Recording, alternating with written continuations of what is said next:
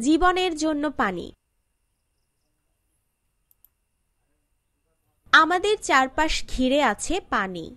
প্রাকৃতিক উৎস যেমন বৃষ্টি, নদী, সমুদ্র ইত্যাদি থেকে আমরা পানি পাই। মানুষের তৈরি উৎস যেমন দিঘি, পুকুর, কূপ, নলকূপ ইত্যাদি থেকেও পানি পাওয়া যায়। উদ্ভিদ ও প্রাণীর জন্য পানি। উদ্ভিদ ও প্রাণীর কেন পানি প্রয়োজন? কাজ, পানির ব্যবহার। কি করতে হবে? নিচের ছকের মতো খাতায় একটি ছক তৈরি করি। কিভাবে পানি ব্যবহার করে? উদ্ভিদ, প্রাণী। উদ্ভিদ ও প্রাণী কিভাবে পানি ব্যবহার করে ছকে তার একটি তালিকা তৈরি করি। কাজটি নিয়ে সহপাঠীদের সাথে আলোচনা করি। প্রাণী পানি পান করে, কিন্তু উদ্ভিদ পানি পান করে না। তাহলে উদ্ভিদ কিভাবে পানি ব্যবহার করে? তোমার কি মনে আছে পানি শুধু পান করার জন্য নয়, অন্যান্য কাজেও পানি ব্যবহার করে? সারসংক্ষেপ।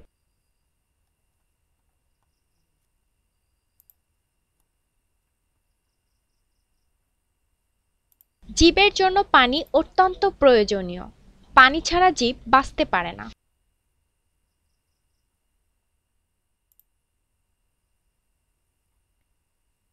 উদ্ভিদ। উদ্ভিদের বেঁচে থাকার জন্য পানি প্রয়োজন। উদ্ভিদের দেহের প্রায় 90% পানি। উদ্ভিদ খাদ্য তৈরিতেও পানি ব্যবহার করে। মাটি থেকে পুষ্টি উপাদান সংগ্রহ ও বিভিন্ন অংশে পরিবহনের জন্য উদ্ভিদের পানি প্রয়োজন। পানি ছাড়া উদ্ভিদ মাটি থেকে পুষ্টি উপাদান শোষণ করতে পারে না। প্রচণ্ড গরমে পানি উদ্ভিদের দেহ শীতল করতে সাহায্য করে। প্রাণী। বেঁচে থাকার জন্য প্রাণীদেরও পানি প্রয়োজন। মানবদেহের 60 থেকে 70% পানি। অধিকাংশ প্রাণী পানি পান না করে অল্প কিছুদিন বেঁচে থাকতে পারে। আমরা যখন খাদ্য গ্রহণ করি তখন পানি সেই খাদ্য পরিপাকে সাহায্য করে। পুষ্টি উপাদান শোষণ ও দেহের প্রত্যেকটি অঙ্গে পরিবহনের জন্য পানি প্রয়োজন। পানি আমাদের দেহের স্বাভাবিক তাপমাত্রা বজায় রাখতে সাহায্য করে। দেহের বিভিন্ন অংশে পুষ্টি উপাদান পরিবহনে সাহায্য করে। দেহে পুষ্টি উপাদান শোষণে সাহায্য করে। খাদ্য পরিপাকে সাহায্য করে। দেহের তাপমাত্রাকে স্বাভাবিক রাখতে সাহায্য করে। পানি চক্র, পানির অবস্থার পরিবর্তন। আমরা কি কখনো সকালে ঘাসের উপর বিন্দু বিন্দু পানি জমে থাকতে দেখেছি? এই পানির বিন্দুগুলো কোথা থেকে আসে? ঘাসের উপর বিন্দু বিন্দু পানি। অনুমান করতে পারো পানির বিন্দুগুলো কোথা থেকে আসে? পানির ফোঁটাগুলো কিভাবে তৈরি হয়? কাজ, গ্লাসের গায়ে পানির বিন্দু। কি করতে হবে? দুইটি পরিষ্কার গ্লাস, পানি ও বরফ নেই। নিচের ছকের মতো খাতায় একটি ছক তৈরি করি। কক্ষ তাপমাত্রার পানি, বরফ দেওয়া পানি। দুইটি গ্লাসেই কক্ষ তাপমাত্রার পানি ঢালি এবং একটিতে কয়েক খণ্ড বরফ নেই।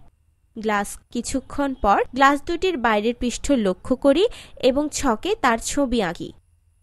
কাজটি নিয়ে সহপাঠীদের সাথে আলোচনা করি। ফলাফল, আমরা গ্লাস খ এর বাইরের পৃষ্ঠে পানির ফোঁটা দেখতে পেলাম। অপরদিকে গ্লাস ক এর বাইরের পৃষ্ঠে কোনো পানির ফোঁটা দেখতে পেলাম না। আলোচনা, ফলাফলের ভিত্তিতে নিচের বিষয়গুলো চিন্তা করি। দুইটি গ্লাসের মধ্যে পার্থক্য কি? পানির ফোঁটাগুলো কোথা থেকে এলো বা কেমন করে এলো? সারসংক্ষেপ।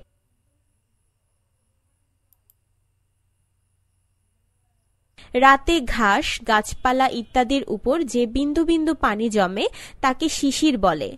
বায়ু যখন ঠান্ডা কোনো বস্তুর সংস্পর্শে আসে তখন বায়ুতে থাকা জলীয় বাষ্প ঠান্ডা হয়ে পানির ফোঁটা হিসেবে জমা হয়।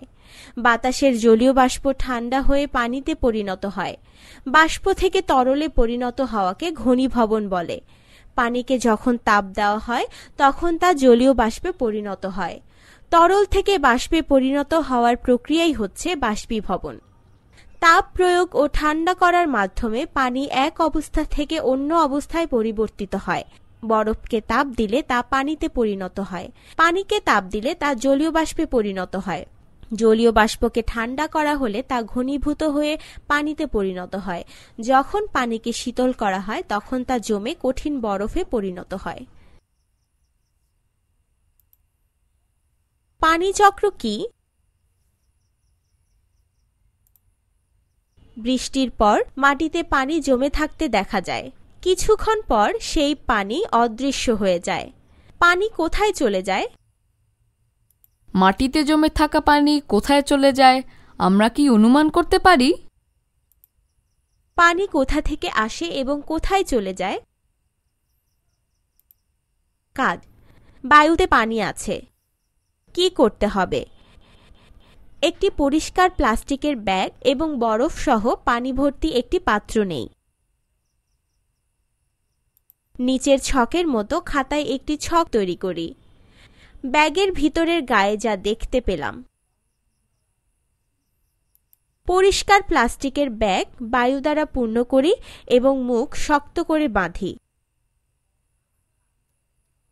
ব্যাগটি কিছুক্ষণের জন্য বরফ সহ পানির পাত্রে রাখি এবং কিছুক্ষণ পর সরিয়ে ফেলি। ব্যাগের ভিতরের অংশটি পর্যবেক্ষণ করি এবং ছবি আঁকি। কাজটি নিয়ে সহপাঠীদের সাথে আলোচনা করি। আলোচনা। পর্যবেক্ষণের ভিত্তিতে নিচের বিষয়গুলো চিন্তা করি। ব্যাগের ভিতর কি ঘটছে, কেন ঘটছে? আমরা কি অনুমান করতে পারি বায়ুতে কি আছে? সারসংক্ষেপ।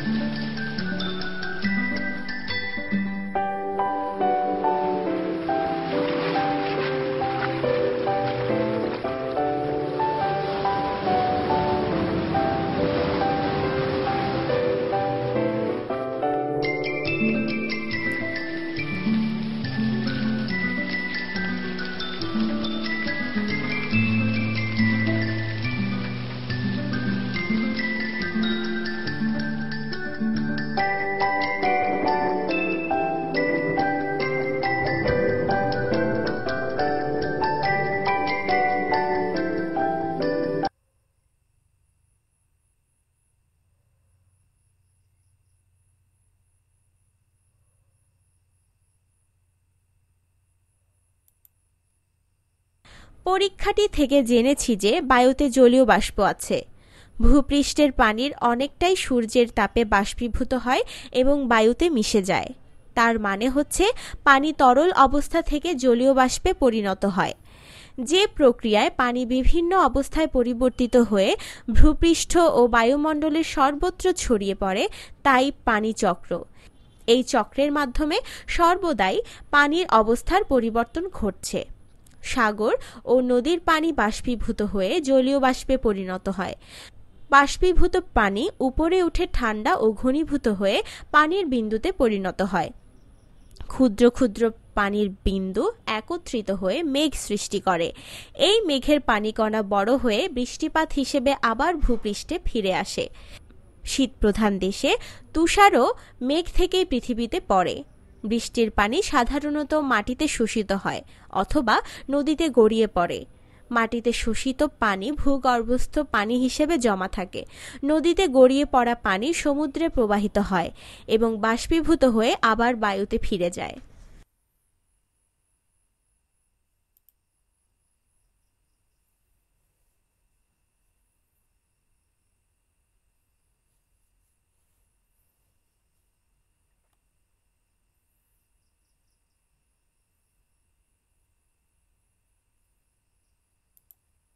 পানি দূষণ।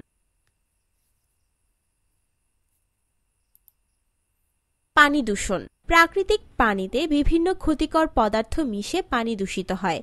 পানি দূষণ জীবের জন্য ক্ষতিকর। পানি দূষণের কারণ। মানুষের কর্মকাণ্ড পানি দূষণের প্রধান কারণ। কৃষিকাজে ব্যবহৃত কীটনাশক, কলকারখানার রাসায়নিক দ্রব্য, গৃহস্থালির বর্জ্যের মাধ্যমে পানি দূষিত হয়। এছাড়া নদী বা পুকুরে গরু ছাগল গোসল করানো এবং কাপড় চোপড় ধোয়ার কারণেও পানি দূষিত হয়।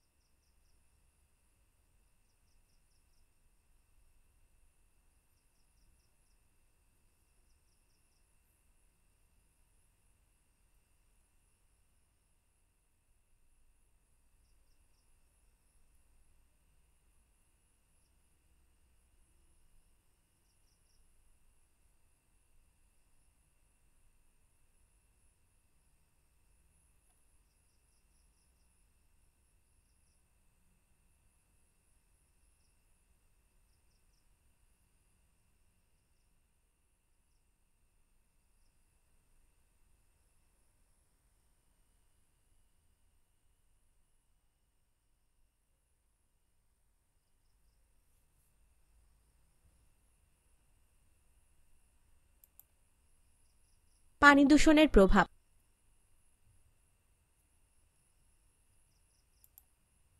পানি দূষণের প্রভাব। পানি দূষণের ফলে জলজ প্রাণী মারা যাচ্ছে এবং জলজ খাদ্য শৃঙ্খলের ব্যাঘাত ঘটছে। এই দূষণের প্রভাব মানুষের উপরও পড়ছে। দূষিত পানি পান করে মানুষ ডায়রিয়া বা কলেরার মতো পানিবাহিত রোগে আক্রান্ত হচ্ছে।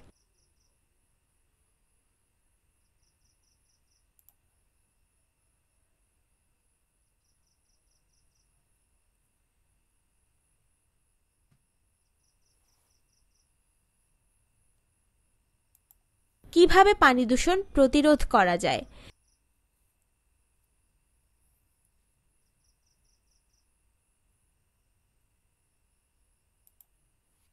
কিভাবে পানি দূষণ প্রতিরোধ করা যায়? কৃষিতে কীটনাশক এবং রাসায়নিক সারের ব্যবহার কমিয়ে আমরা পানি দূষণ প্রতিরোধ করতে পারি। এছাড়া রান্নাঘরের নিষ্কাশন নালায় ও টয়লেটে রাসায়নিক বর্জ্য এবং তেল না ফেলে দূষণ রোধ করতে পারি। পুকুর, নদী, হ্রদ কিংবা সাগরে ময়লা আবর্জনা না ফেলে পানি দূষণ কমাতে পারি। সমুদ্র সৈকতে পড়ে থাকা ময়লা এবং হ্রদ কিংবা নদীতে ভাসমান ময়লা আবর্জনা কুড়িয়ে আমরা পানি পরিষ্কার রাখতে পারি।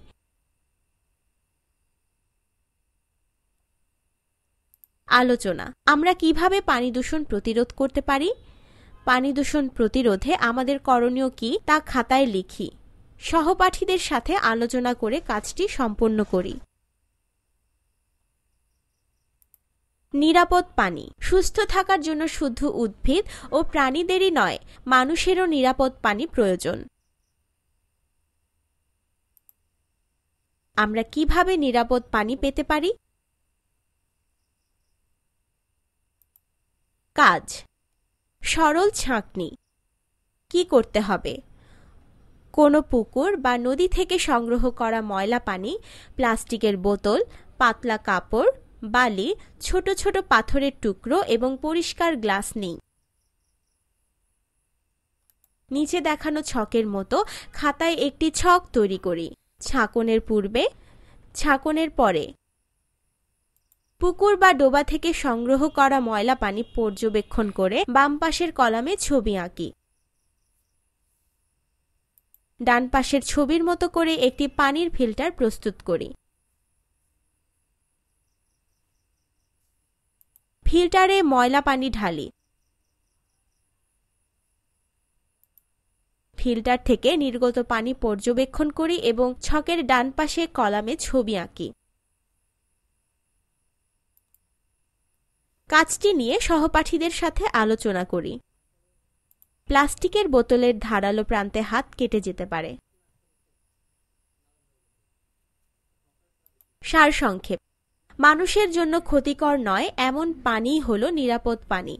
কিছু পানি মানুষের জন্য নিরাপদ, যেমন নলকূপের পানি। আবার কিছু পানি মানুষের পানের জন্য নিরাপদ নয়, যেমন পুকুর বা নদীর পানি, আর তাই পান করা এবং রান্নার কাজে ব্যবহার করার পূর্বে পানি নিরাপদ করা প্রয়োজন। মানুষের ব্যবহারের জন্য পানিকে গ্রহণযোগ্য এবং নিরাপদ করার ব্যবস্থাই হল পানি বিশুদ্ধকরণ। নিচে পানি নিরাপদ করার কিছু উপায় বর্ণনা করা হলো। ছাঁকন। ছাঁকনি দিয়ে ছেঁকে পানি পরিষ্কার করার প্রক্রিয়াই হলো ছাঁকন। পাতলা কাপড় বা ছাঁকনি দিয়ে ছেঁকে পানি পরিষ্কার করা যায়, তবে এই প্রক্রিয়ায় প্রাপ্ত পানি পরিষ্কার হলেও তা জীবাণুমুক্ত নয়, তাই নিরাপদ পানির জন্য এই পানিকে ফুটিয়ে জীবাণুমুক্ত করতে হবে। থিতানো। একটি কলসি বা পাত্রে নদী বা পুকুরের পানি নিয়ে রেখে দেই। কিছুক্ষণ পর দেখা যাবে পাত্রের তলায় তলানি জমেছে, উপরের অংশের পানি পরিষ্কার হয়েছে। পানিতে থাকা ময়লা যেমন বালি, কাদা ইত্যাদি সরানোর এই প্রক্রিয়াই হলো থিতানো। ফুটানো। পানি জীবাণুমুক্ত করার একটি ভালো উপায় হলো ফুটানো। জীবাণুমুক্ত নিরাপদ পানির জন্য 20 মিনিটের বেশি সময় ধরে পানি ফুটাতে হবে। রাসায়নিক প্রক্রিয়ায় পানির বিশুদ্ধকরণ। অনেক সময় বন্যা বা জলোচ্ছ্বাসের কারণে পানি ফুটানো সম্ভব হয় না। এক্ষেত্রে ফিটকিরি, ব্লিচিং পাউডার, পানি বিশুদ্ধকরণ ট্যাবলেট ইত্যাদি পরিমাণ মতো মিশিয়ে আমরা পানি নিরাপদ করতে পারি। তবে মনে রাখতে হবে, আর্সেনিকযুক্ত পানি এ সকল প্রক্রিয়ার মাধ্যমে নিরাপদ করা যায় না। সঠিক উত্তরে টিক চিহ্ন দাও। 1. উদ্ভিদের পুষ্টি শোষণের জন্য কোনটি প্রয়োজন? 2. কোনটি পানি দূষণের কারণ? 3. পানিতে মিশে থাকা বালি, কাদা ইত্যাদি সরানোর প্রক্রিয়াকে কি বলে? 2. সংক্ষিপ্ত উত্তর প্রশ্ন। 1. পানিচক্র কি? 2. পানি দূষণ প্রতিরোধের 3টি উদাহরণ দাও। 3. অনিরাপদ পানি থেকে নিরাপদ পানি পাওয়ার 4টি উপায় লেখো। 4. বৃষ্টির পর মাটিতে পানি জমা হয়, কিছুক্ষণ পর সেই পানি অদৃশ্য হয়ে যায়, ওই পানি কোথায় যায়? 5. পানির 3টি অবস্থা কি কি? 3. বর্ণনামূলক প্রশ্ন। 1. বরফ সহ পানির গ্লাসের বাইরের অংশ কেন ভিজে যায় তা ব্যাখ্যা করো। 2. পানিচক্র ব্যাখ্যা করো। 3. জীবের কেন পানি প্রয়োজন? 4. বাতাসে পানি আছে তা আমরা কিভাবে ব্যাখ্যা করতে পারি? 5. পুকুরের পানি থেকে আমরা কিভাবে নিরাপদ পানি পেতে পারি? 6. ঠান্ডা পানির গ্লাসের গায়ে লেগে থাকা পানির কণা এবং শিশির কেন একই রকম?